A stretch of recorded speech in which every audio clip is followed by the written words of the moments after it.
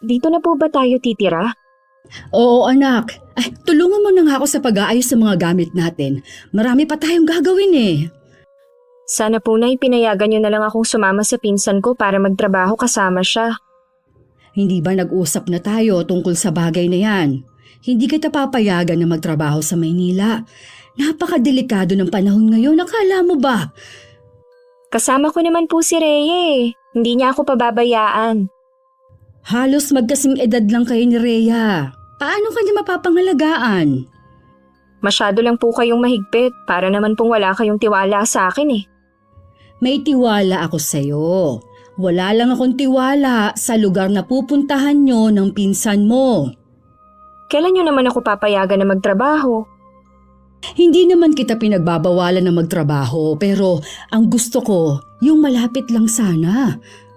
Gusto ko lang naman makatulong sa inyo eh, lalo na sa mga gastusin natin.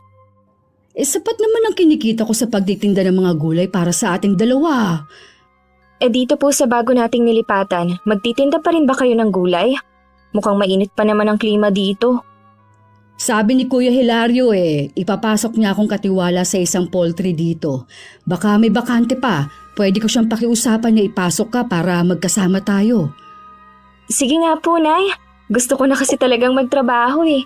Gusto ko yung may sarili akong pera. Sige na, tapusin mo na yung ginagawa mo at nang makapunta na tayo sa bahay ng tiyuhin mo. Binilisan ko na nga ang ginagawa ko. Nabuhayan na rin ako ng pag-asa na makakapagtrabaho na ako. Sa edad ko kasing 20, sabik na talaga akong kumita ng pera at makatulong kay inay. May gusto rin kasi akong bilhin para sa sarili ko. Nahihiya naman ako manghingi pa kay inay dahil alam kong sapat lang ang kinikita niya. Nang matapos namin ang ginagawa, lumabas na kami ng bahay para puntahan ang bahay ni Tio Hilario. Malapit lang naman ang sa kanila. Nang natanaw na namin ang bahay ng nakakatandang kapatid ni inay, binilisan na namin ang paglalakad. Pero bigla kami natigilan dahil sa dalawang boses na nagtatalo. Nagkatinginan pa kami ng inay bago siya sumenyas na lumayo kami sa may pinto. Hindi ka na nga nakakatulong sa akin. Puro perwisyo pa ang binibigay mo. Kailan ka ba talaga magtitino, ha? Pabayaan nyo na lang kasi ako, Tay. Sa tanda ko ba namang to eh.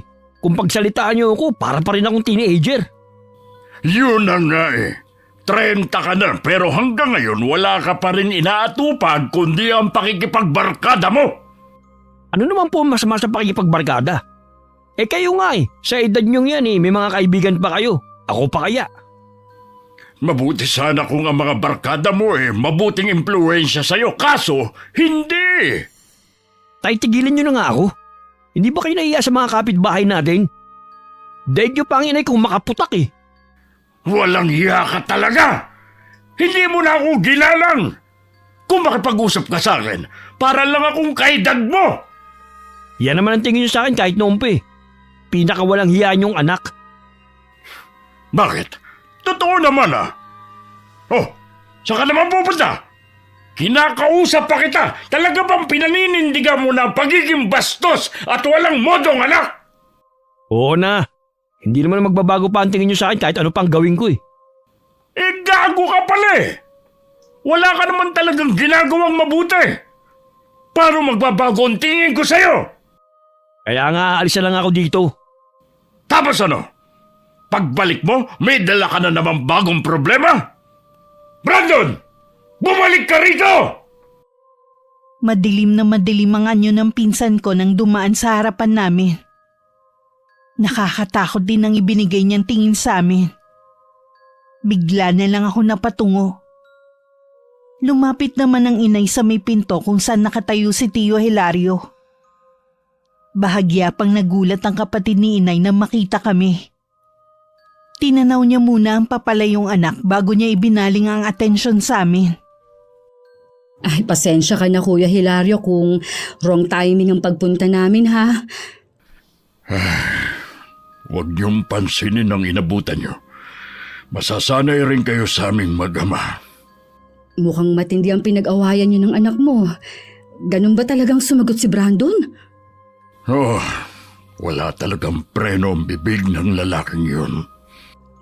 Nasan nga pala ang asawa mong si Ate Edna?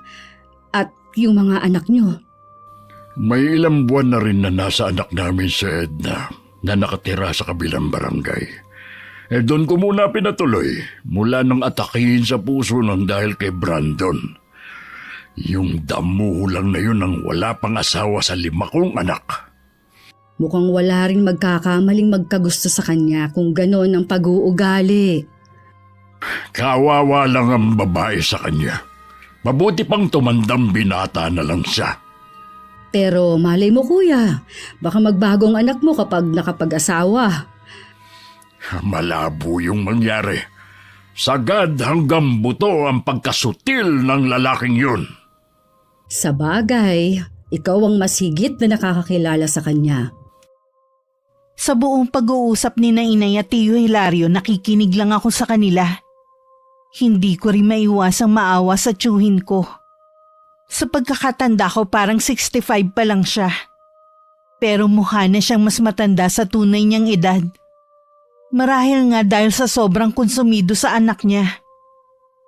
Lihim na lang ako napapailing. Pag-uwi sa bahay, napag-usapan pa rin namin ng inay si Kuya Brandon.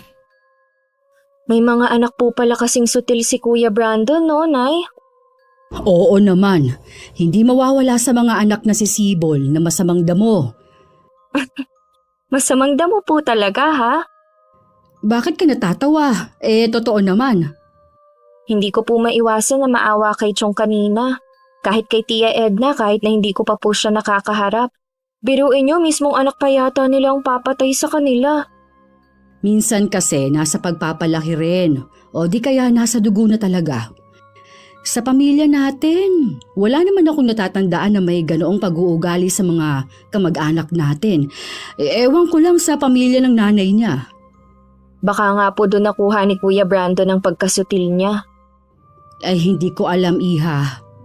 Luto na ba yung sinaing mo? Gusto ko na kasi magapunan ng maaga. Ngayon ko kasi nararamdaman ng pagod sa mahabang biyahe. Gusto ko na magpahinga. Opo, luto na tong sinaing. Maupo na lang kayo, ako nang bahalang maghain. Pinagpahinga muna kami ni Tio Hilario bago niya kami sinamahan sa kanyang amo. Swerte naman natanggap kami ng inay. Tuwang-tuwa ako. At sa wakas makakaranas na rin akong kumita ng sariling pera. Hindi naman ganun kalawak ang poultry ni Mang Tomas. Kaya tingin ko hindi naman kami mahihirapan. Si Tio Hilario naman ang nangangasiwa sa mga alagang baka ni Mang Tomas. Mabait naman ang amo natin. May konsiderasyon din siya sa mga nagtatrabaho sa kanya. Halata nga naman kay Mang Tomas, kuya . Gusto ko na nga sanang mag-resign. Kaso ayaw niya akong pakawalan. Mahirap na daw kasing kumuha ng mapagkakatiwalaang tao. Hindi naman kasi siya naglalagi rito . Huwag kang mag-alala kuya. Hindi ka magsisisi na kami ang iyong irekomenda kay Mang Tomas. Pagbubutihin namin ang trabaho. Alam ko naman yun, kaya nga agad na kitang pinapunta rito. Kaysa naman manirahan pa kayo sa probinsya natin. Mabuti nga rin na pinapunta mo kami dito. Nagkatrabaho pa si Janice. Matagal na kasi niyang gusto. Wala naman kasing mapasukan sa atin. Wala nga talaga. Kasi malayo pa sa kabihasnan. Hindi katulad dito . Kahit papano, maraming pwedeng pasukan at malapit pa sa bayan. Kung sakaling lang hindi siya matanggap sa poultry, pwede siyang maghanap ng trabaho sa bayan. Okay na rin na magkasama kami sa isang trabaho. Hindi rin kasi ako sanay na hindi nakikita ang anak ko. Sa bagay nga, nag-iisa lang ang anak mo at babae pa. Kailangan mong ingatan. Kaya nga nung magpaalam sa akin na sasama sa pinsan sa Maynila, mariin ko talagang tinutulan. May tiwala naman ako sa anak ko . Kaya lang, hindi ang pupuntahan niyang lugar. Tama din naman ang ginawa mo. Ang mga kabataan ngayon padalos-dalos sa mga ginagawa minsan. Paano Kuya Hilario? Mauuna na kami umuwi sa'yo. Nauna na sa bahay si Janice eh. Tsak na hinihintay na ako nun. Sabihan mo lang ako kung may kailangan pa kayo, ha? Punta lang kayo sa bahay. Nang dumating ang inay, nagsasalansan ako ng mga panggatong sa likod bahay. Nagmano lang ako sa kanya bago bumalik sa kusina. Para naman ipagtimpla siya ng salabat. Matagal na kasing hindi umiinom ng kape ang inay. Dahil sa sinisikmura siya. Nang matapos naman ako magluto para sa hapunan namin, tsaka ko siya tinabihan sa mahabang upuan. Scene 6. Alam niyo ba, Nay, nakita ko po kanina si Kuya Brandon. Nagtatalo sila nung asawa ni Aling Fe. Ha? Bakit kaya? Sa pagkakarinig ko po sinigawan niya si Aling Fe dahil sinisingil na siya ng utang sa tindahan. Narinig yata nung asawa kaya nagtalo sila. Muntik na ngang masuntok si Kuya Brandon May umawat lang sa asawa ni Aling Fe. Bastos talaga ang batang yon. Makakahanap rin siya ng katapat niya kung hindi siya magbabago. Mabuti nga po siguro yun para magtino siya. Grabe na po yung perwisyong ibinibigay niya sa pamilya niya. Naaawa nga ako sa tiyuhin mo eh. Kaya wag mo nalang banggitin na nakita mo sa kanya. Baka mag-away na naman na mag-ama. Kahit hindi po tayong magsabi, meron niyang magpaparating kay Tio Hilario. Ay sa bagay nga, kahit papaano, hindi sa atin ang galing. Oo nga po. Gusto niyo na po bang kumain? Mamaya na lang. Kunin mo muna yung langis ko. Papahiran ko lang muna itong binti ko. Ay, kanina pa kasi nangingimay eh. Araw ng linggo. Naisip ng inay na mamalengke sa talipapa na malapit sa amin. Dinamihan na niya ang pagluluto ng ulam para mabigyan na rin si Tio Hilario. Ako na lang ang nagdala sa bahay ng tiyuhin ko. Pagdating doon, nagtaka ako kung bakit saradong-sarado ang buong bahay. Aalis na sana ako nang maalala na hindi pala umaalis ng araw ng linggo ang tiyong. Bigla akong kinutuban ng hindi maganda. Makailang ulit din akong tumawag pero walang sumasagot. Naisipan ko ng puwersahin ng pagpasok. Nakita ko ang tiyuhin ko na nahihirapang huminga na hawak ang dibdib habang nasa sahig. Agad ko siyang nilapitan at inalalayang makaupo. Kumuha rin ako ng isang basong tubig. Ayos na po ba ang pakiramdam niyo, Chong? Oo, iya. Salamat at dumating ka. Kagabi pa kasi masama ang pakiramdam ko eh. Baka po kailangan niyo nang dalhin sa ospital. Ayos lang ako, iya. Nanggagamot pa ba ang inay mo? Paminsan-minsan na lang po, Chong. Tatawagin ko po siya para pumunta dito. Sandali lang po ako. Hindi na kailangan, nandito na ako. Nay! Buti dumating kayo. Nagtaka na kasi kung bakit hanggang ngayon hindi ka pa rin umuuwi. Kinutuban ako na baka may masamang nangyari. Si Tio Hilario kasi naabutan kong hirap sa paghinga. May sakit ka ba sa puso, kuya? Wala akong sakit sa puso. Ay, kagabi pa kasi masama ang pakiramdam ko eh. Pupuntahan ko sana kayo kanina sa inyo. Balak kong magpatingin sa iyo. Kaya nga lang talagang hindi na ako nakaalis pa ng bahay. Sige. Susuriin kong lagay mo. Nasaan nga pala si Brandon? Ewan ko sa lalaking yun kung nasa na namang lupalop naroroon. Nung Biyernes pa hindi na uwi rito. Madalas bang manikip ang dibdib mo? Ngayon lang nangyari ito sa akin. Hindi naman kaya sa matinding pagod na rin? Yun din ang palagay ko eh. Tsaka, iwasan mong pag-iisip lagi. At saka yung magalit. Ay, hindi maiiwasan. Lalo't araw-araw na lang akong nakakatanggap ng reklamo sa mga ginagawa ni Brandon. Katulad kahapon, akong sinisingil nung may-ari ng bilyarang nasira ng barkada niya. Hayaan mo na siyang lumutas sa problema niya. Nasanay na kasing ikaw ang taga-ayos sa mga gusot niya eh. Nakakahiya naman kasi sa mga piniperwisyo niya. At saka, dito na sa bahay pumupunta. Ay, yun nga lang. Tsaka anak mo pa rin siya. Kahit ano man ang gawin niya, hindi mo rin matitiis. Nakaramdam tuloy ako ng inis kay Kuya Brandon ng mga sandaling yon. Hindi man lang kasi niya naisip na napakapalad niya sa pagkakaroon ng ama. Ako kasi bata pa lang namatay na ang aking ama. Puro na lang sa kwento ng inay ko siya nakilala. Hindi naman agad namin iniwan si Tio Hilario. Pinagluto na rin namin siya ng pagkain niya. Habang nag-uusap ang magkapatid sa silid, dumating naman bigla si Kuya Brandon. Naabutan niya akong nakaupo sa sala. Anong ginagawa mo rito? Hindi kasi namin maiwan ang tatay mo eh. Naabutan ko kasi siyang nahihirapan huminga kanina. Nasaan siya ngayon? Nasa kwarto, nag-uusap sila ng inay. Ayos na kaya ang lagay niya? Oo, ginamot na siya ng inay kanina. Wow! Hindi ko alam na doktor palang nanay mo. Isang albularyo si inay sa amin. Marami na siyang napagaling sa lugar namin. Sabi mo eh. May pagkain kaya sa kusina? Meron, nagluto na ako kanina. Ayos. Kanina pa ako nagugutom eh. Hindi mo man lang ba sisilipin muna ang itay mo bago ka kumain? Mamaya na. Makakapaghintay naman siya eh. Pero itong pagkalam ng sikmura ako, hindi na. Naiiling na lang ako na sinundan ko siya ng tingin habang papuntang kusina. Tumayo na lang ako at pumasok sa silid kung nasan sina inay at Tio Hilario. Sinabi kong dumating na si Kuya Brandon at kumakain sa kusina. Hindi naman maitago ang pagkadismaya sa mukha ni inay. Si Tio Hilario naman blanko lang ang ekspresyon ng mukha.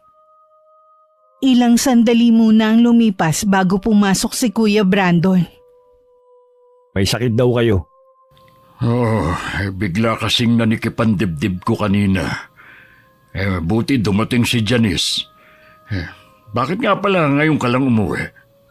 Akala ko hindi niyo mapapansin na wala ako dito sa bahay eh. Pwede ba yun? Dadalawa na nga lang tayo rito sa bahay.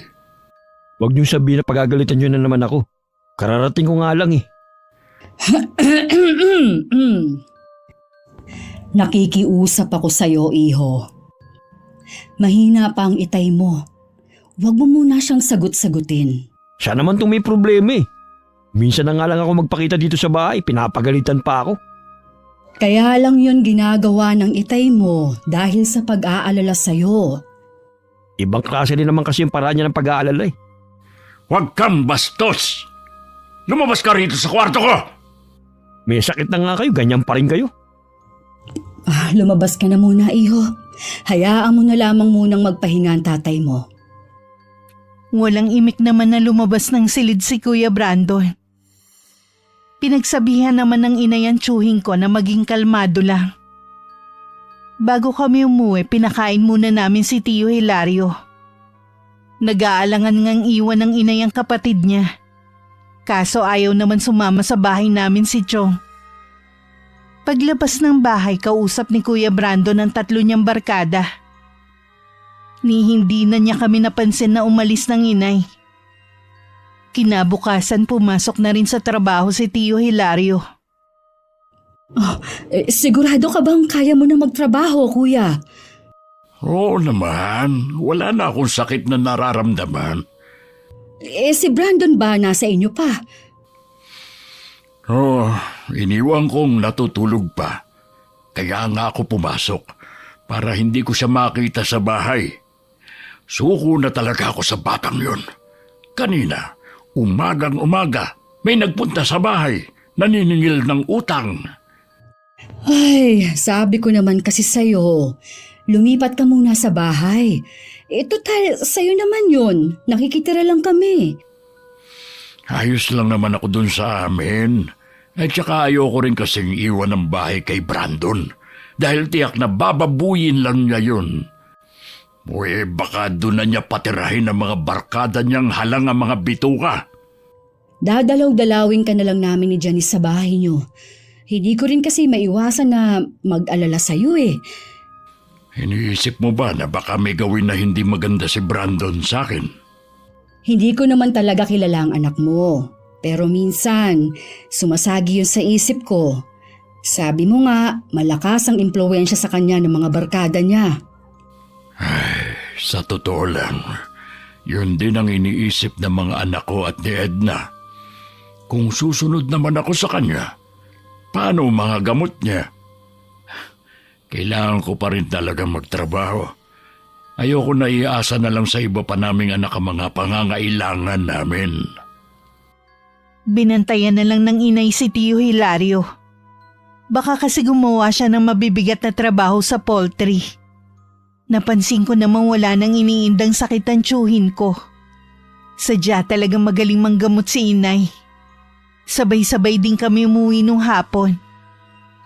Wala namang kaming kamalay-malay na nasa bahay lang si Kuya Brandon at hinihintay ang ama niya. Mabuti naman dumating na kayo, Tay. Bakit narito ka pa? Hinihintay ko po kayo eh. May kailangan po ako sa inyo. Kung pera ang kailangan mo, wala. Wala akong pera dito. Naibigay ko na sa nanay mo ang sahod ko para pambili niya ng gamot. Kahit magkano lang po. Kailangan ko lang talaga eh. Hindi ka ba makaintindi, ha? Wala akong pera dito. Ang damot nyo naman? Tarantado ka pala eh. Kung nagtatrabaho ka ba naman, di sana may sarili kang pera. Ano pong magagawa ko? Wala kang gustong tumanggap sa akin. Dahil nga sa ugali mong yan. Naturingang may ama ka. Hindi naman maaasahan. Ano hindi maasahan? Ako lahat ang nagbabayad ng mga utang mo. Ako ang umaareglo sa mga gulong kinasasangkutan mo. Tapos sasabihin mo, hindi mo ako maasahan? Tama na po. Ang dami nyo pang sinasabi. Pera lang naman ang hinihingi ko. Bastos ka talagang lalaki ka. Lumayas ka rito sa pamamahay ko. Wala ka talaga silbi. Oo na, aalis na. Napahinga na lang ng malalim si Tio Hilario sa matinding galit sa anak niya. Hinawakan pa niya ang dibdib at bahagya yung hinagod-hagod. Nakakaramdam na naman kasi siya ng paninikip ng dibdib. Kinabukasan sa poultry, inabutan na namin si Tio Hilario na naglilinis ng kulungan ng mga manok. Binati lang namin siya ng inay at nagumpisa na rin kami magtrabaho. Samantala ng mga oras na yun, nasasangkot na naman si Kuya Brandon sa gulo. Kasalukuyan siyang nasa barangay hall kasama ang mga barkada niya. Dinampot sila ng mga barangay tanod dahil hindi sila mapigil sa panggugulo sa talipapa. Pinababayaran din sa kanilang grupo ang mga nasira nila. Pinasundo naman si Tio Hilario ng kapitan para kausapin. Si Chong na lang ang humarap at nakiusap sa mga tindera at tindero ng talipapa. Nabigyan ng palugit ang anak para mabayaran sila. Talaga bang hindi ka na magbabago, ha? Hindi ko naman sinabing mangialam kayo sa akin eh. Paano hindi ako mangingialam? Pinatawag nga ako ni Kapitan. Di sa kanya kayo magalit, wag sa akin. Bakit wala kayong kaimik-imik ng barkada mo kanina? Lahat kayo parang mga maamong tupa na nakatungo lang. Wag niyong bayaran ng mga nasira ko kung ayaw niyo. Talagang hindi ko babayaran. Sa tingin mo, may pagkukuhanan ako, ha? Nasaid na lahat ng ipong ko nang dahil sa'yo. Kahit kailan naman talaga, wala kayong kwentang ama sa akin eh. Mabuti pa sa mga kapatid ko. Ibang trato mo sa kanila. Pagkatapos ng lahat ng sakripisyo ko sa'yo, ako pa palang walang kwentang ama sa'yo? Kung ikaw ba naman, ginagaya mo ang pagiging mabait at responsable ng mga kapatid mo, hindi sana mawawala ang amor ko sa'yo. Oo na, ako na ang pinakamasamang anak nyo. Sana nga lang, hindi na lang kayo naging ama ko. Hayop ka talaga! Sige tay, suntukin niyo ako. Bakit hindi mo ituloy? Itong piski ko, ituloy niyo na. Alam ko naman matagal niyo nang gustong gawin sa akin yan eh. Lumayas ka rito. At huwag ka na magpapakita sa akin kahit kailan. Layas! Nakarating sa amin ng inay ang ginawa ni Kuya Brandon. Pinuntahan din namin si Tio Hilario sa bahay niya na parang pagod ang itsura. Napag-alaman namin sa mga kapitbahay niya na nagkaroon na naman ng matinding pagtatalo ang mag-ama. na hindi na bago sa kanila. Oh, ayos ka lang ba, Kuya Hilario? Nabalitaan niyo na siguro ang ginawang katarantaduhan ni Brandon. Oo, Kuya. Kalat na dito sa buong lugar natin. Bakit naman ginawa ni Brandon yun? Naghahanap buhay lang naman ang mga taong yun eh. Wala naman yatang atraso ang mga tindera at tendero sa kanila. Hindi ko alam kung anong pumasok sa mga utak ng barkada niya para gawin yun sa mga taong yun. Sakit nga talaga siya sa ulo. Hindi na din kita masisisi kung nasagad ka na nga talaga. Hindi lang pasensya kong nasagad, Divina, pati ang pagiging ama ko. Parang gusto ko na siyang itakwil. Patawarin ako ng Diyos sa pag-iisip ng ganitong bagay. Tao lang ako na nakakapag-isip ng hindi tama. Naiintindihan naman kita, Kuya. Nasaan na ba si Brando ngayon? Pinalayas ko na. Kapag bumalik ulit siya, palalayasin ko ulit. Huminahon ka muna, Kuya. Hayaan mo munang lumamig ang sitwasyon. Mula noon, hindi na talaga maganda ang ugali ng batang yun. Lagi siyang inirereklamo ng magulang ng mga kaklase niya. Halos linggo-linggo na lang kung pumunta sa eskwelahan ng nanay niya. Akala ko'y magbabago siya kapag tumanda na. Ayun pala, lalong lalala. Wala na akong masabi, Kuya, sa anak mo. Kapag kailangan mo ng tulong, nandito lang kami ni Janice. Gusto kong murahin si Kuya Brandon sa isip ko dahil sa mga pinaggagawa niya. Awang-awa naman ako sa ama niya na hindi na napigilan ng pagluha. Nang mga sumunod na araw, saksi kami nung pinuntahan ng mga naperwisyo ni Kuya Brandon ang tiyuhin ko. Siya ang sinisingil ng mga tindera at tindero ng talipapa sa mga nasirang gamit at paninda. Samantalang si Kuya Brandon ng mga sandaling yun, abala naman sa pakikipag-inuman sa mga kabarkada. Nang pauwi na, biglang sumulpot sa harapan niya si Neil, ang tindero ng isda sa talipapa.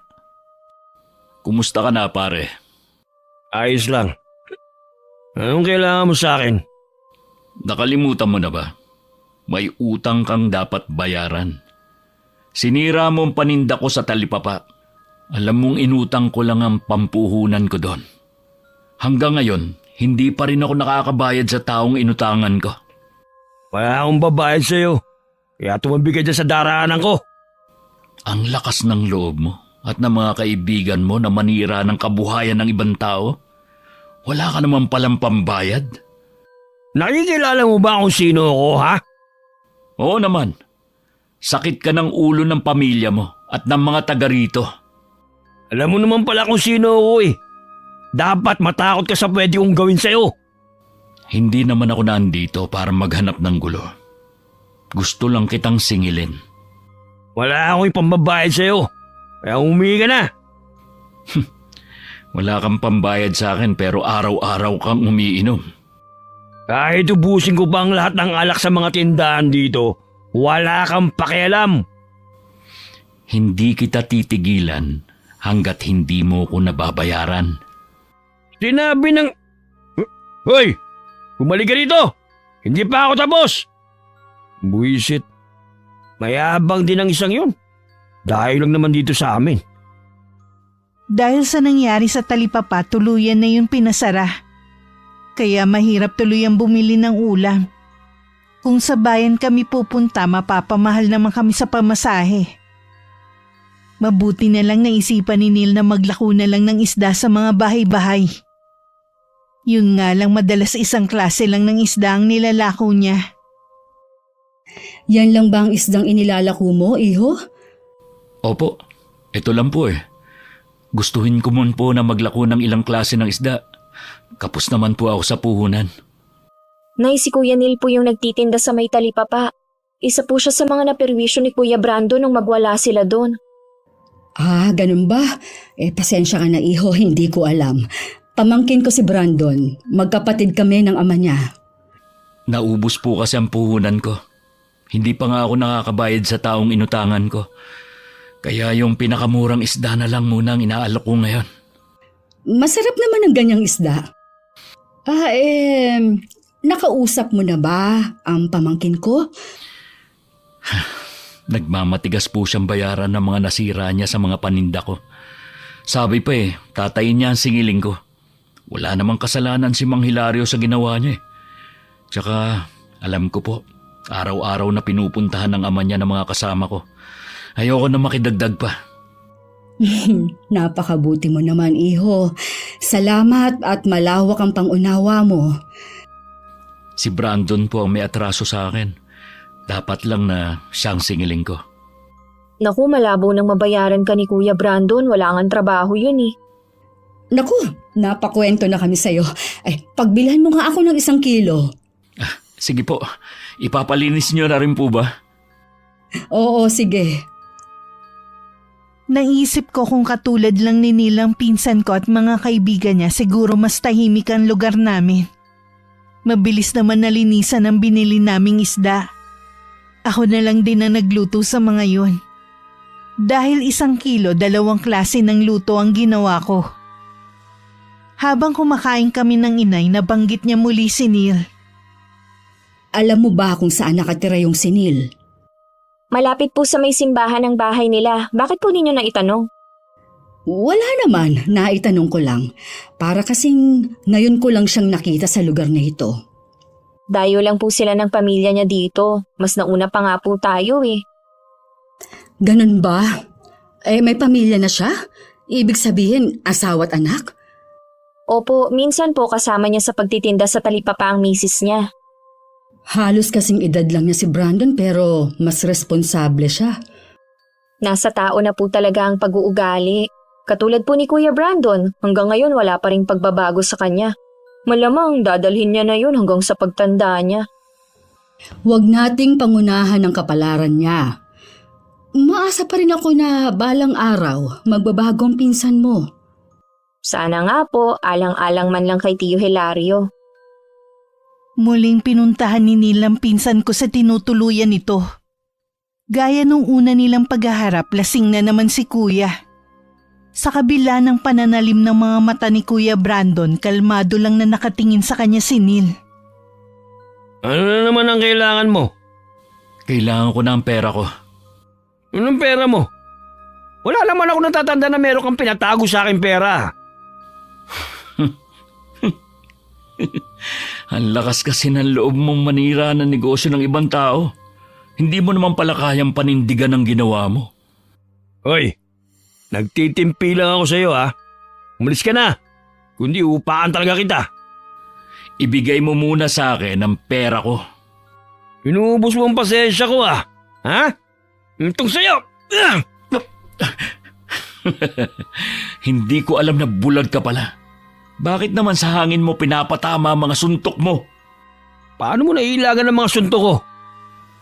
Lasing ka na kasi. Itong tandaan mo. Hindi kita titigilan hanggat hindi ka nagbabayad. Gago! Mapapagod ka lang. Pero wala kang makikita sa akin. Tignan natin. Hindi mo ako kilala. Pinagbabantaan mo ba ako? Sinasabi ko lang ang pwedeng mangyari sa'yo. Noon lang namin ulit nakitang naglako ng isda si Neil. Ilang araw na kasi namin siyang inaabangan ng inay sa hapon. Akala nga namin nag-iba na siya ng oras ng pagtitinda. Kaya nang makita ko siyang paparating, inabangan ko na siya sa may gilid ng kalsada. Bakit ngayon lang yata kita nakitang naglako ng isda? Nagkasakit kasi mag-ina ko.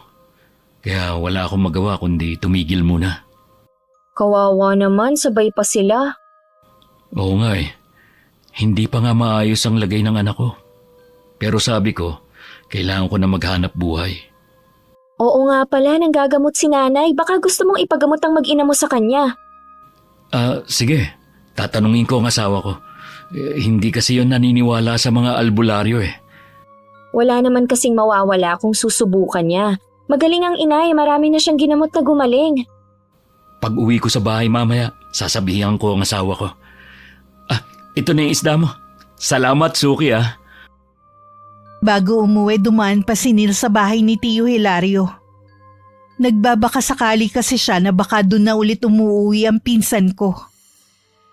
Pinuntahan kasi niya ang tinutuluyan nito pero wala na dun si Kuya Brandon. Nang makita nga ni Neil si Tio Hilario at nalaman na wala dun ang anak, sa matanda na lang niya sinabi ang pakay niya. May sakit po kasi ang anak ko eh. Pampa-check up lang po sana. Ako, pasensya ka na iyo. May nauna na kasi sa iyo eh. Yung kasamahan mong tindero.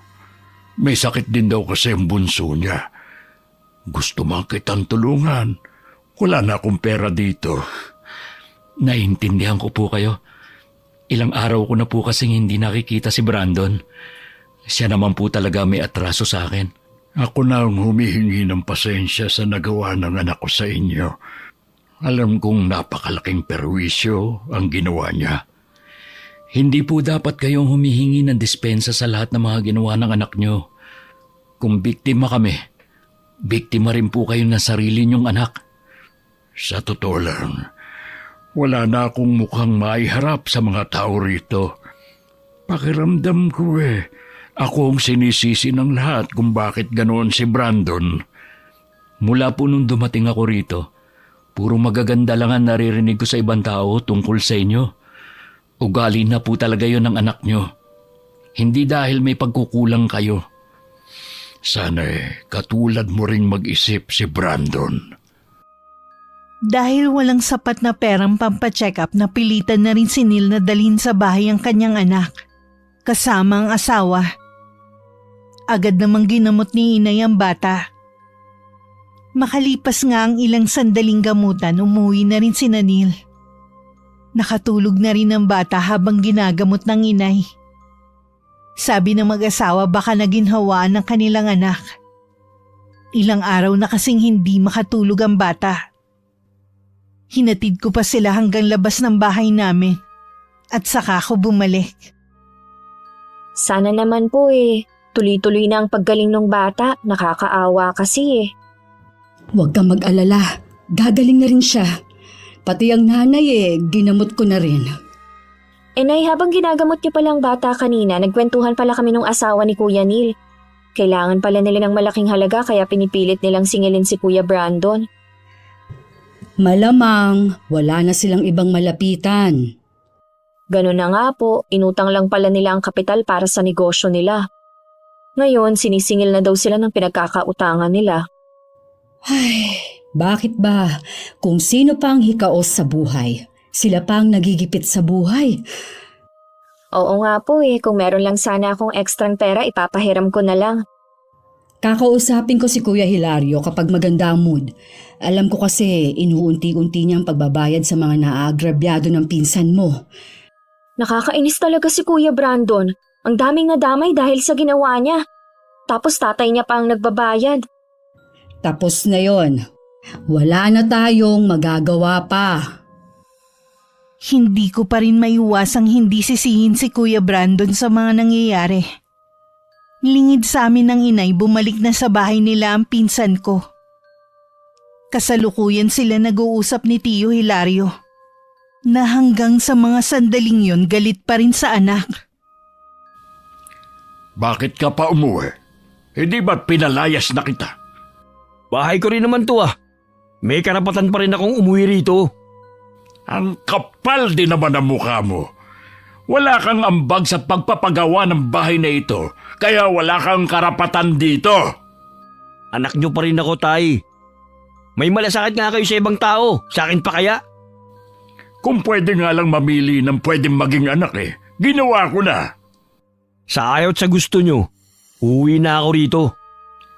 Kung dito ka uwi, kailangan mo magtrabaho dahil wala na akong balak hati ang kasakita ko. Alam nyo naman na walang tumatanggap sa akin sa trabaho. Pwes, baguhin mo yung ugali mo para matanggap ka. Pagod na ako sa'yo. Sige na, magtatrabaho na ako. Bukas na bukas maghahanap ako ng trabaho. Pagigihan mo ang paghahanap mo. Kahit may pagdududa si Tio Hilario na magagawa nga maghanap ng trabaho ni Kuya Brandon, Binigyan pa rin niya ang anak ng pagkakataon. Kinabukasan sa poultry na banggit ni Tio Hilario na bumalik na nga ang pinsan ko sa kanila. Imbis na matuwa, mas nag-alala pa ako sa pwedeng gawin ng pinsan ko sa tiyuhin ko. Oh, saan daw siya naglagi? Hindi na ako nagtanong pa. Alam niyo po, Chong, sana hindi niyo na siya tinanggap sa bahay niyo. Puro problema lang naman ibinibigay niya sa inyo eh. Janice, huwag mong sabihin yan. Anak pa rin ni Kuya si Brandon. Tama naman ang sinabi mo, Iya. Kaya lang wala siyang mapupuntahan.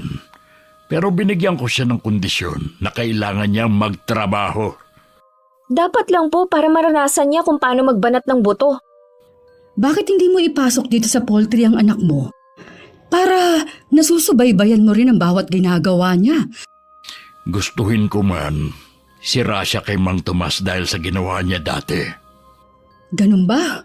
Wala pala siyang pagpipilian kundi maghanap ng trabaho sa sarili niyang paraan.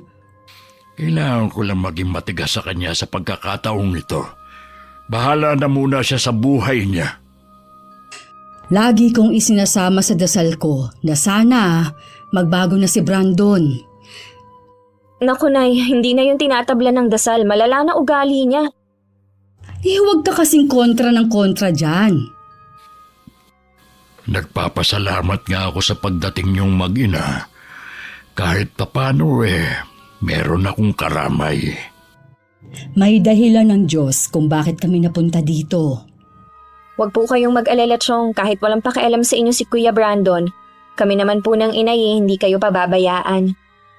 Salamat sa inyong mag-ina. Wala kaming kamalay-malay ng inay na ang pagiging malapit namin kay Chong. Binibigyan pala ng masamang kahulugan ni Kuya Brandon. Madalas kasi namin dalhan ng pagkain ng kanyang ama. O di kaya yayain sa bahay na lang kumain. Ano na naman yung dala mo? Kakanin to. Luto ng inay. Nandyan ba si Tio Hilario? Wala pa siya, nangangahoy. Ubus na kasi mga panggatong namin eh. Sana ikaw na lang ang nangahoy imbis na ang tatay mo. Pagod na nga siya sa pagtatrabaho, pagdating dito sa bahay niyo siya pa rin ang gumagawa. Ano bang pakialam mo sa amin ha? Nagmamalasakit lang ako sa tatay mo. Ikaw tong walang pakialam sa kanya. Alam mo, kayo ng nanay mo nagdala ng kamalasan sa amin eh. Bakit kami? Para sabihin ko sa'yo, ikaw ang malas dahil wala ka nang ginawa kundi bigyan ng problema si Chong. Siguro kayo ng nanay mo nagsusulsul sa tatay ko para lalong magalit sa akin. Huwag mo kaming pagbibintangan ha. Bago pa kami dumating, matagal nang galit sa'yo ang tatay mo. Tapos ginagatungan nyo pa. Lalo tuloy lumalayo sa akin ang loob ng ama ko. Kasalanan mo rin kung bakit lumayo na ang loob sa'yo ni Chong. Naaawa lang kami sa kanya dahil malayo siya sa asawa at iba pa niyang mga anak. Kung hindi ka lang niya iniisip, matagal ka na niyang iniwan. Eh di gawin niya, wala akong pakialam. Mabuti nga eh, para may benta ng bahay na ito. Hindi naman ikaw ang may-ari ng bahay na to, mahiya ka naman. Ikaw ang mahiya. Lumayas ka rito. Dalhin mo yung kakanin mo pa uwi. Dahil walang kakain yan dito. Malakas pang binalibag ni Kuya Brandon ang pinto nang makapasok siya sa loob ng bahay. Nagngingit-ngit naman na umuwi na lang ako sa amin. Nagtataka naman ang inay sa itsura ko. At kung bakit dala ko pa din ang kakanin na ginawa niya. Sinabi ko naman na naging sagutan namin ni Kuya Brandon. Sa tingin ko, nagsiselos lang ang pinsan mo dahil sa atensyon na ibinibigay ng tatay niya sa atin. Kasalanan din naman niya eh. Kung pinapahalagahan sana niya ang tatay niya, hindi mababaling sa atin ang atensyon ng Chong. Ang mabuti pa, iwasan na muna natin ang pagpunta sa bahay ni Kuya. Bigyan natin sila ng pagkakataon na magkasarilinan. Baka nga kalabisan na rin ang presensya natin sa kanila. Paano po kung puntahan tayo dito ni Chong? Okay lang yon. Ang importante hindi muna tayo magpapakita sa bahay nila. Sa bagay nga, ayoko naman na makadagdag pa tayo sa alalahanin ni Tio Hilario. Alam ko naman na malawak ang pangunawa mo kahit bata ka pa. Ikaw na lang ang bahalang umunawa sa pinsan mo. Nang mga sandali ring yun, nagtatalo ang mag-ama. Dahil sinumbong ng isang kapitbahay ang ginawa sa akin ni Kuya Brandon. Hindi ko kasi alam na may nakakita sa pagtatalo namin ng pinsan ko. Ang taong yun may matindi ring galit kay kuya. Kaya naman kapag may pagkakataon na makakita ng butas, sinusumbong niya agad kay Chong ang mga ginagawa ng pinsan ko. Nakapagsumbong na kagad pala sa inyo yung babaeng yun. Walang sinasabi ang pinsan mo sa akin. Kita mo ngang kararating ko lang halos dito sa bahay eh. Sino pala nagsabi sa inyo? Alam ko na. Ang isa sa mga tsismosang kapitbahay natin. Mga sipsip din talaga eh. Mabuti nga at sinabi sa akin. Ikaw, Brandon, ang mag-ina na nga lang ang kamag-anak natin, tinataboy mo pa. Dahil nga sa'yo, kaya tayo iniiwasan ng mga kamag-anak ng nanay mo. Wala akong pakialam sa kanila. Hindi naman sila maaasahan sa oras ng kagipitan eh. Kasi nga, pasaway ka. Paano kanila tutulungan sa oras ng kagipitan? Ultimo sila, piniperwisyo mo. Ito yung gusto ng mag-ina eh. Yung nagtatalo tayo lagi. Noon pa man, lagi na tayong magkagalit. Kaya huwag kang maghanap ng masisisi mo. Makalis na nga dito sa bahay na ito. Bad trip talaga. Saan ka na naman pupunta? Kung sinusunod mo sana ang sinasabi ko sa iyo na maghanap ka ng trabaho, di sana may pakinabang ka. Ano nga ang gagawin ko kung walang tumatanggap sa akin? Dito ka lang kasi naghahanap sa atin. Alam mo naman na kilala na ang reputasyon mo dito. Sana sa ibang lugar ka maghanap ng trabaho. Huwag kayong mag-alala. Maghahanap talaga ako sa ibang lugar ng trabaho. Hindi nyo na ako makikita pa dito kahit na kailan. Naiiling na lang si Tio Hilario habang sinusundan ng papalayong tingin ng anak. Hindi akalain ng tiyuhin ko na tototohanin ni Kuya Brandon ang sinabi niya. Ilang araw na kasi siyang hindi umuuwi. Pinagtanong-tanong rin nga ni Tio Hilario kung may nakakita sa anak. Pero lahat sila iisa ang sinasabi. Ilang araw na rin hindi nakikita si Kuya Brandon. Maging sa tindahan na laging tinatambayan ng grupo niya. Sa bahay ni Tio Hilario, bigla na lang niya naisipang tingnan ng titulo ng lupang kinatitirikan ng bahay niya. Pero ganun na lang ang naramdaman niyang takot. Nang wala sa kinalalagyan nito ang titulo at iba pang papeles. Agad siyang kinutuban na kinuha yun ni Kuya Brandon. Huminahon ka lang, kuya. Baka mapano ka eh. Paano kung hihinahon? Ang sutil kong anak, ninakaw ang titulo ng bahay namin. Sigurado ka bang si Brandon ang kumuha? Ay, walang ibang kukuha nun kundi siya lang. Ang ibig ko sabihin, baka kung saan lang nakalagay yung titulo. Nasisiguro kong nandun lang yun nakalagay kasi ako nagtago. Sobra na talagang lalaking yun. Hindi ko siya mapapatawad. Oras na ibenta niya ang lupang yun. Sana naman huwag magkatotoong hinala mo, kuya. Ay, sana nga. Baka kung ano lang ang magawa ko sa kanya. Nang araw ding yun, pinuntahan ni Tio Hilario ang asawa sa kabilang barangay para ipaalam ang ginawa ng kanilang anak. Kahit ang mga kapatid ni Kuya Brandon dismayado sa ginawa niya. Maaga palang pinuntahan na ng asawa ni nilang inay sa bahay namin. Namamagaraw kasi ang mga binti ng asawa dahil sa pambubugbog. Hindi naman nag-aksaya ng panahon ng inay. Agad na niyang kinuha ang mga gamit sa panggagamot. Sumama na rin ako sa kanya. Pagdating sa bahay, puno ng pasa ang buong katawan ni Neil. Namanas na rin ang mga binti niya na nagkukulay itim na. Ilang araw na ito? Pang-apat na araw na po ngayon. Bakit mo naman pinabayaan, iho? Sapat lang po kasi ang kita ko para sa aming pagkain. Kaya hindi kami makapunta sa doktor. Gagawin kong lahat para maisalba ang mga binti mo. Sa nakikita ko kasi, malala na ito. Nakikiusap po ako, Aling Divina. Tulungan niyo po ako. Ako lang po inaasahan ng pamilya ko eh. Gagawin ko ang lahat, kaya ikalma mo lang ang sarili mo.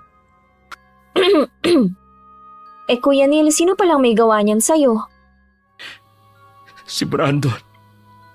Si Brandon ang may gawa nito sa akin. Sabi ko na nga ba eh. Habang hawak ako sa magkabilang braso ng dalawa niyang kaibigan, pinubugbog niya ako. Hindi pa siya nakontento. Pinagpapalo niya ng bakal ang mga binti ko para daw hindi na ako makalabas ng bahay namin. Ano ba ang dahilan niya? Bakit niya ginawa sa'yo? Sinisingil ko na kasi siya sa utang niya. Narinig ko kasi na meron na siyang pera. Kahit pinsan ko pa siya, kung akong nasa kalagayan mo, isusumbong ko na siya sa pulis. Malaking abala lang yun sa amin. Isa pa, hindi naman papansinin na reklamo namin eh. Sana dumating ng karma ni Kuya Brandon nang maranasan niya ang hirap ng mga naging biktima niya. Janice! Huwag mo ngang hilingin ang kapahamakan ng kapwa mo. Hindi tama yon. Bakit, Nay? Tama ba yung ginawa niya kay Kuya Neil at sa iba pa? Tama bang nakawin niya ang titulo ng ama niya? Walang awa si Kuya Brandon kaya tama lang na maparusahan siya. Sana nga kung saan man siya naroroon ngayon makahanap na siya ng katapat niya.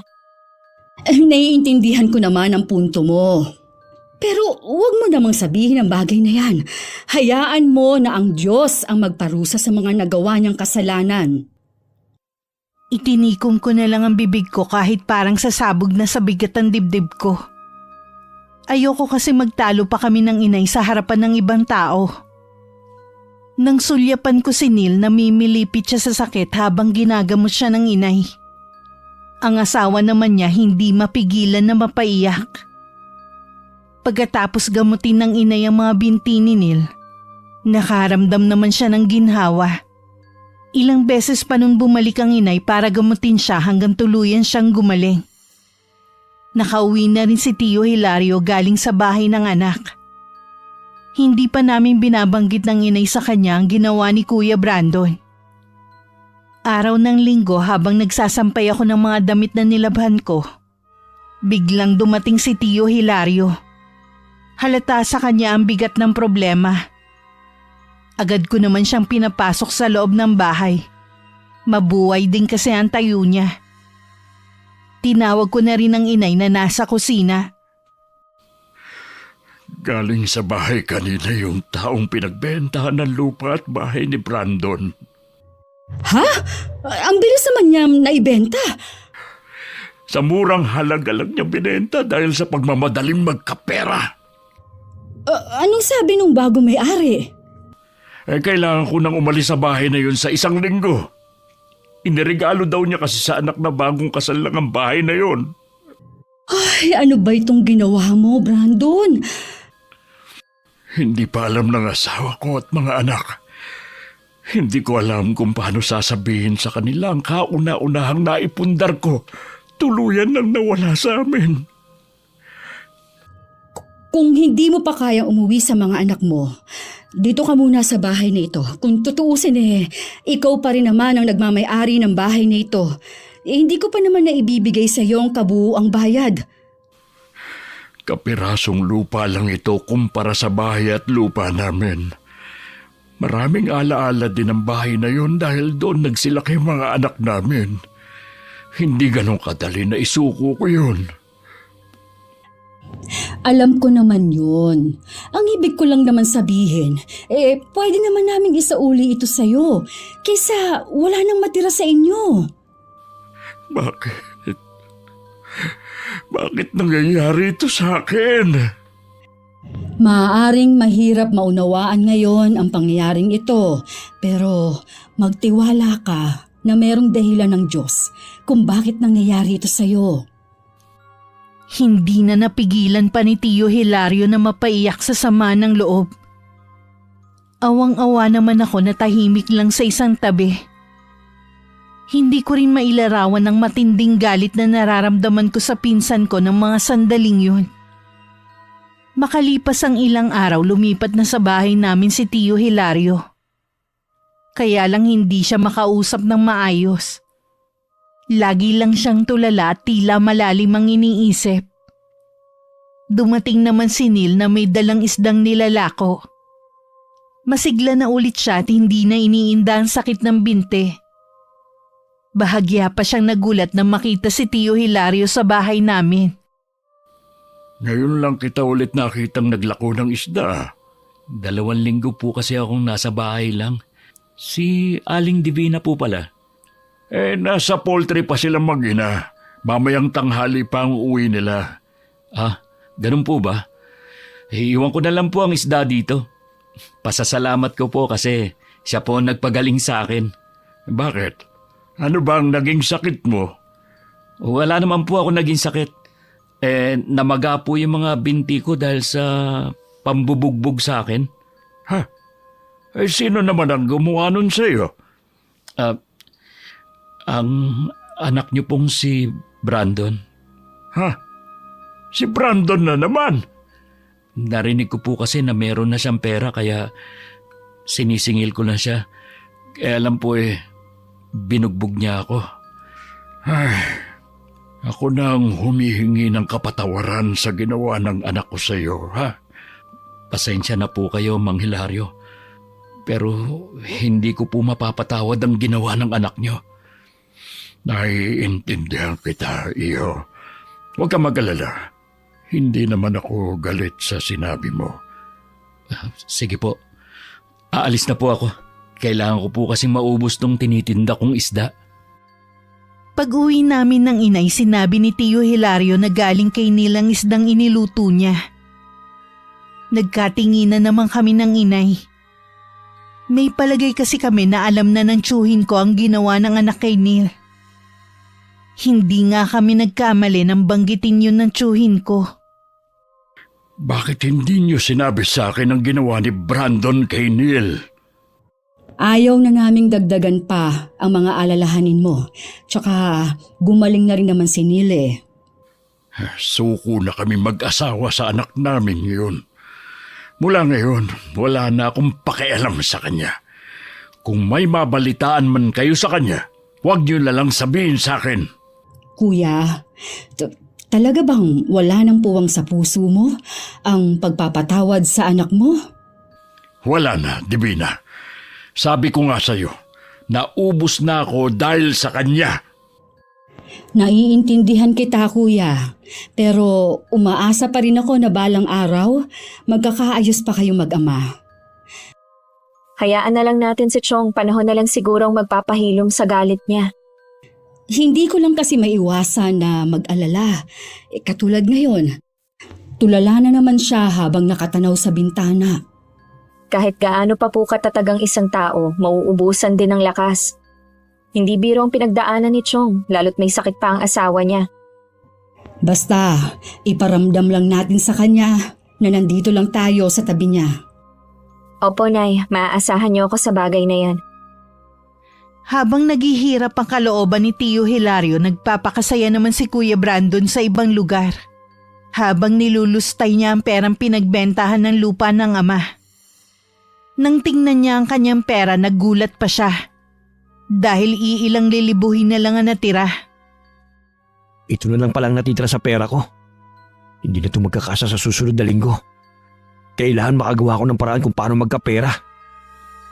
Habang iniisip ni Kuya Brandon kung paano siya magkakapera na naman, nagpaplano na rin si Neil ng gagawin niyang paghihiganti sa pinsan ko. Kahit tutol ang kanyang asawa sa plano niya, itinuloy pa rin niya yun. Masyado na rin binalot ng galit ang kanyang puso. Gagamitin niya ang natutunan niya sa kanyang ama tungkol sa pambabarang. Hindi niya akalain na balang araw magagamit niya yun. Ipararanas ko rin sa iyo ang lahat ng hirap at sakit na naramdaman ko. Lintik lang ang walang ganti.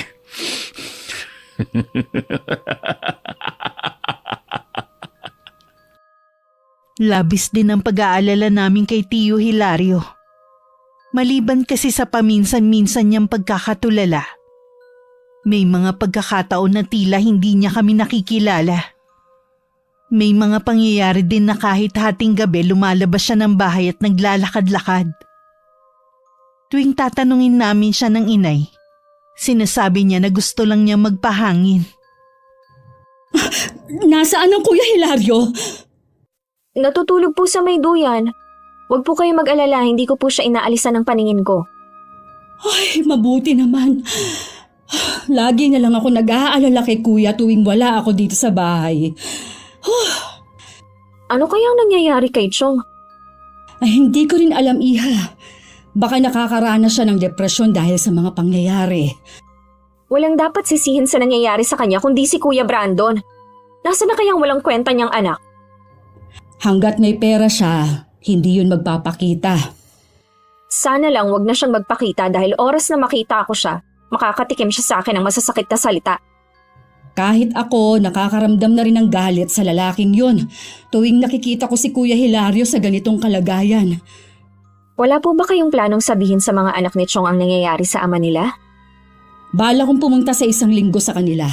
Bantayan mo muna ang tiyuhin mo habang wala ako, ha? Habang lumilipas ang mga araw, napansin naming parang palala ng palala ang nangyayari kay Chong.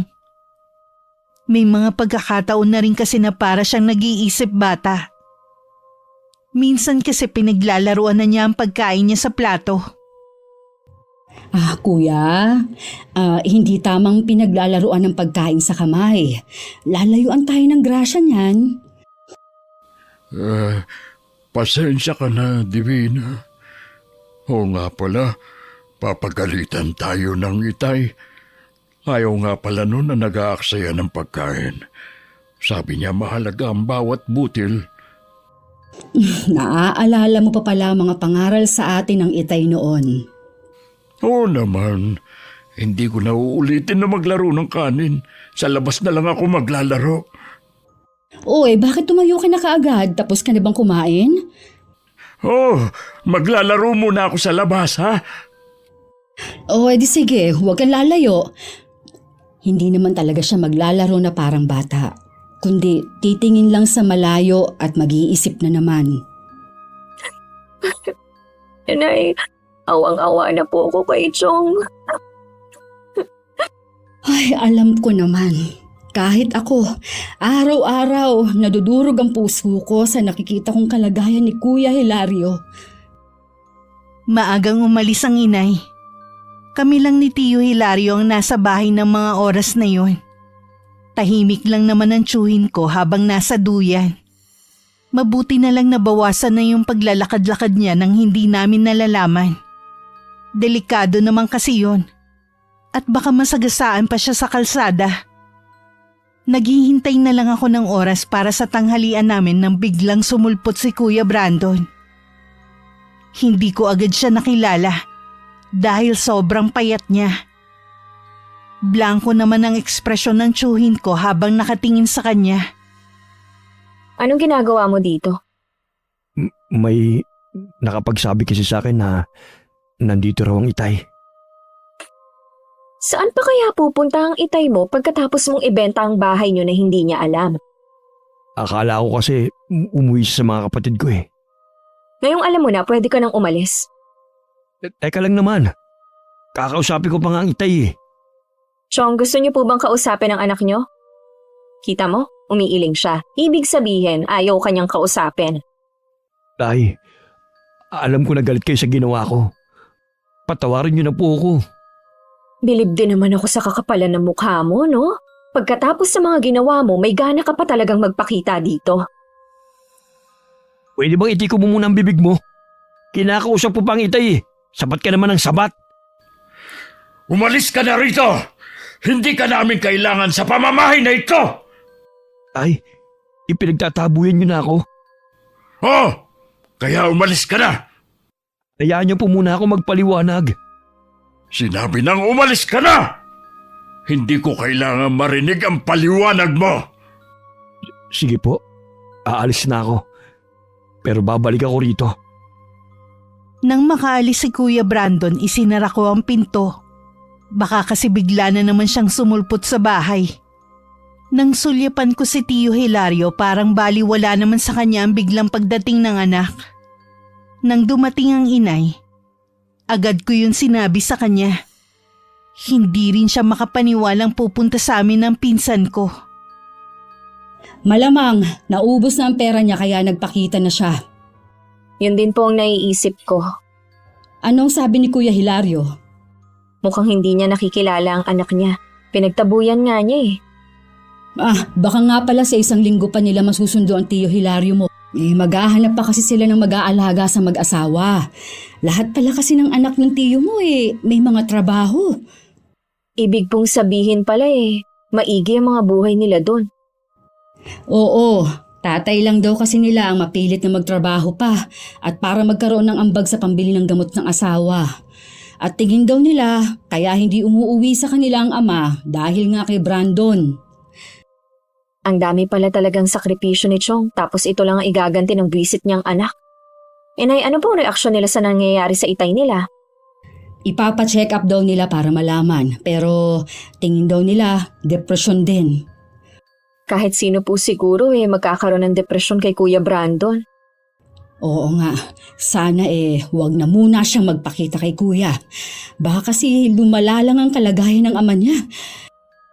Balak pa nga pong bumalik dito Ako na lang ang kakausap sa kanya kapag bumalik. Lumipas pa ang 1 linggo bago muling bumalik si Kuya Brandon. Kung payat siya nung una kong nakita, mas lalong bumagsak ang katawan niya ngayon. Kita na kasi ang mga buto niya sa leeg at nanlalalim din ang mga mata na parang hindi na natutulog sa gabi. Tila hindi rin siya naliligo ng ilang araw dahil madumi na ang suot na damit at pantalon. Tahimik lang akong naupo sa tabi ni Tio Hilario at si Inay naman ang humarap sa kanya. Chang, gusto ko sana makausap ang itay. Sa akin mo na lang sabihin ang gusto mong iparating sa kanya. Hindi kasi maganda ang lagay ng ama mo ngayon. May sakit po bang itay? Wala naman. Kaya lang tingin ko ay nakakaranas siya ng depresyon dahil sa sunod-sunod na problemang kinakaharap niya. Ganun po ba? Dito na po ba siya titira? Pansamantala, habang hindi pa siya kinukuha ng mga kapatid mo. Kasi po, kung nasa ng itay, dapat nandun din ako. Ano? Gusto mo tumira dito sa amin? Huwag ka munang sumabat, Iha. Hayaan mo muna kaming mag-usap. Sige po, Nay. Pasensya na. Iho, saan ka ba naglagay ng mga panahong may pera ka? Bakit hindi mo ginamit yung pinagbentahan ng bahay sa maayos? Mabilis lang po kasi ang pera Tsaka, hindi naman po malaki ang perang nakuha ko. Dahil doon, sobrang nag-isip ang tatay mo. Masyado niyang dinibdib ang bagay na yon. Lagi lang siyang tulala at malayo ang tingin. Pasensya na po. Hindi ko naman gusto mangyari yun sa kanya Pasensya ka na rin, Iho. Pero hindi ka namin pwedeng tanggapin sa bahay na ito. Hindi niyo po ako pwedeng paalisin dito. Pag-aari ng tatay kong bahay na ito. May katibayan ka ba? Ha? Wala. Pero hindi ko kailangan patunayan. Alam mong pag-aari ito ng aking ama. Pues, hanggat wala kang naipapakitang katibayan, hindi ka pwedeng tumira dito. Tay, magsalita naman kayo. Huwag lang kayong tumunganga dyan. Sabi ko na sa'yo, hindi magandang lagay ng itay mo dahil na rin yun sa'yo. Tay, kausapin niyo naman ako. Ipagtanggol niyo ako. Wala akong ibang pupuntahan. Kailangan ko kayo, Tay. Ano ba? Wag mo nga siyang hawakan. Huwag kang mangialam dito, ha? Brandon, kapag hindi ka umalis, tatawag ako ng mga kalalakihan para kaladkarin ka palabas ng bahay namin. Kayo talagang mag-ina mara sa buhay ko. Mula nang dumating kayo, lumayo na ang loob sa akin ng itay ko. Mawala na sana kayong mag-ina habang buhay. Kasing bulok talaga ng pagkatao mo yung lumalabas sa bibig mo. Oras na karmahin ka. Kahit kailan, wag na wag kang lalapit sa amin para humingi ng tulong. May mga kapitbahay kami na tinawag ng inay para palabasin sa bahay namin si Kuya Brandon. Sa mga nangyari parang wala lang naman kay Tio Hilario. Nakatingin lang siya habang inilalayo ng 3 kalalakihan ng anak niya. Akala namin ng inay palilipasin muna ni Kuya Brandon ng ilang araw bago bumalik. Baka ng mga panahon na yun nasundo na si Tio Hilario ng mga anak. Ngunit kinabukasan din bumalik ulit siya. Labis kami nawindang ng inay sa itsura niya nang humarap sa amin. Anong nangyari sa'yo? Bakit puno ka ng sugat sa buong katawan? Chang, tulungan niyo po ako. Nagmamakaawa po ako sa inyo. Naku Nay, paalisin niyo na siya dito. Hindi niyo ba nakikita? Inuuod na mga sugat niya. Baka mahawa pa tayo ng sakit na meron siya. Wala na po talaga akong malapitan kundi kayo. Umalis ka dito sa pamamahay namin. Nakakadiri ka, buhay ka pa, naaagnas na yung katawang lupa mo. Janice! Hayaan mo na lang akong makipag-usap sa kanya. Kapag tinanggap niyo siya dito, aalis ako. Janice! Bumalik ka dito! Ay! Ikaw naman, Brandon. Hindi ka pwede dito. Pero pansamantala, doon ka muna sa dating kamalig sa likod ng bahay na to. Pupuntahan na lang kita para gamutin. Hinatid pa ng inay si Kuya Brandon sa lumang kamalig. Dinalhan din ng inay ng banigang pinsan ko at pinakain din bago iniwan. Hindi naman ako makapaniwala sa ginawang yun ng inay. Pagkatapos kasi ng lahat ng ginawa ni Kuya Brandon, tutulungan pa talaga niya. Pansamantala lang naman, Iha, habang hindi pa siya gumagaling. Paano kung hindi na siya umalis? Ako ang bahala. Hindi rin ako papayag na dumito siya. Kinakarma na nga siya sa mga pinagagagawa niya. Tingin ko mayroong bumabarang sa pinsan mo. Kapag hindi ko siya naagapan, yun na ang ikamamatay niya. Sino naman ang gagawa nun sa kanya? Sa dami ng nagawa niya ng atraso, nahirap nang malaman kung sino. Pupuntahan ko muna ang pinsan mo para gamutin. Sasamahan ko na po kayo. Nang mga oras na yun, kausap ni Tio Hilario ang pinsan ko. Hindi kami agad pumasok sa loob. Nakinig muna kami ng inay sa pag-uusap ng mag-ama. Bukas kasi ng umaga susunduin na ang tiyuhin ko ng isa sa mga anak niya. Marahil gusto lang niya makausap ang anak bago umalis. Patawarin niyo po ako tayo sa mga nagawa kong kasalanan sa inyo. Noon pa kita pinatawad, anak. Ang gusto ko lang, ayusin mo ang sarili mong buhay. Gaya ng sinasabi ko sa iyo noon. Hindi habang buhay, lagi akong nasa tabi mo para alalayan ka. Alam ko na po ngayon kung paano walang karamay. Binaliwala ko kayo't paulit-ulit na binastos. Ngayon, hindi niyo na ako matutulungan pa. Gagamutin ka ng Tia Divina mo. Kapag gumaling ka, huwag mo nang sasayangin ang pagkakataon na ipinagkaloob sa iyo. Opo, tay. Magbabago na po ako. Huwag niyo lang po akong iwan. Hindi kita iiwan. Narito lang ako sa tabi mo. Lagi kong ipagdarasal na gumaling ka agad. Kuya, kailangan mo na magpahinga. Janice, samahan mo ang Tio Hilario mo. Tay, Magtiwala ka lang sa Tia Divina mo. Hindi ka niya pababayaan. Kailangan nating malaman kung sino may gawa nito sa'yo. hindi ko po kayo maintindihan, Chang. Hindi sakit ang dumapo sa'yo, kundi isang sumpa. May isang tao ang may matinding galit sa'yo, kaya kanya binabarang ngayon. Barang? Hindi to totoo. Chang, ayoko pa pong mamatay. Chang, tulungan mo ako. Huminahon ka lang. Tutulungan kita sa abot ng aking makakaya. Salamat po. Habang tumatagal, patindi ng patindi ang sakit sa mga binti ko. Parang dinudurog. Ay, patingin nga. Mahabaging langit. Ay, nabubulok na ang mga binti mo.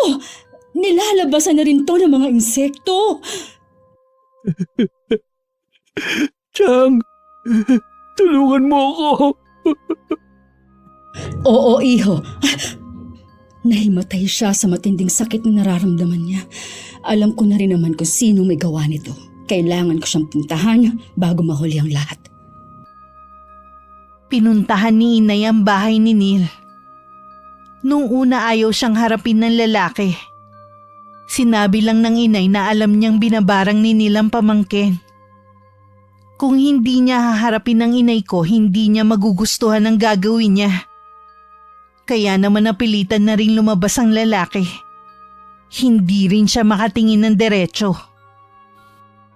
Alam kong matindi ang galit mo kay Brandon dahil sa ginawa niya sa'yo. Pero hindi tama ang gumamit ka ng pambabarang para gumante. Alam mong kasalanan sa Diyos ang ginawa mo. Nadala lang po ako ng matinding galit ko kay Brandon. Hindi po biro ang perwisyong ginawa niya sa akin at sa pamilya ko. Ilang araw na gutom ang asawa at mga anak ko dahil hindi ako makapaghanap buhay. Naiintindihan kita. Pero sana bawiin mo na ang ginawa mong sumpa kay Brandon. Paano po kung bawiin ko? Tapos hindi naman siya magbago. Sa dinadanas niyang paghihirap ngayon, sa tingin ko, naturuan mo na siya ng leksyon. Babawiin ko na po ang sumpang ginawa ko. Hindi ko naman po talaga intensyon na makasakit. Lalo na ang makapatay ng tao. Nadala lang talaga ako ng matinding galit. Alam kong mabuti kang tao. Salamat at hindi mo na ako pinahirapan pa. Patawarin niyo po ako, Aling Divina. Pakisabi rin po kay Brandon na patawad. Sa makalawa po, aalis na kami ng pamilya ko rito. Babalik na po kami sa probinsya namin. Hangad ko ang swerte sa pag-alis nyo. Alam ko, matutupad ang mga pangarap ninyong mag-asawa. Basta't samahan nyo palagi ng dasal ang bawat gagawin ninyo. Maraming salamat po. Nung umuwi ang inay, wala pa ring malay si Kuya Brandon. Naghihilom na rin ang mga sugat niya sa buong katawan. Huminto na rin sa pagkabulok ang mga binti niya. Nag-alay pa ng orasyon ng inay para hindi lapitan ng mga elemento ang katawang lupa ng pinsan ko. Dahil mahina pa ito. Kinabukasan maagang sinundo si Tio Hilario ng 2 niyang anak. Sinabi naman namin ang nangyari sa kapatid nila. Pero hindi sila nagpakita ng anumang simpatya hanggang makaalis sila. Sana maging aral na kay Kuya Brandon ang nangyari sa kanya. Hinihiling ko rin na sana magawa siyang patawarin ng pamilya niya balang araw. Sigurado ako, pagising niya mamaya, hindi na siya ang Brandon na kilala natin. Kahit nagagalit ako sa kanya, naaawa pa rin ako na para na rin siyang ulila ngayon. Tandaan mo anak, lahat ng nangyayari sa atin, pangit man o maganda, ay may laging dahilan. Ang importante sa lahat, laging tumawag sa Panginoon sa lahat ng oras na nalilito ka at hindi alam ang gagawin. Baka kasi naliligaw ka na ng landas. Katulad ng nangyari sa Kuya Brandon mo. Nalungkot naman si Kuya Brandon nang malaman na wala na ang kanyang ama. Dahil tingin naman namin nagbago na siya, pinayagan na rin siya ng inay na manatili sa kamalig. Nang mga sumunod na araw, nabalitaan namin ng inay na may trabaho na si Kuya Brandon. Isa-isa rin niyang nilapitan ng mga taong nagawa niya noon ng mali at humingi ng kapatawaran. Isa ako sa mga buhay na saksi na kahit gaano pa kasama ang isang tao, kapag pinili magbago ay walang imposible. Basta samahan ng mataimtim na dasal. Wakas. Dito na po ba tayo titira? Oo anak,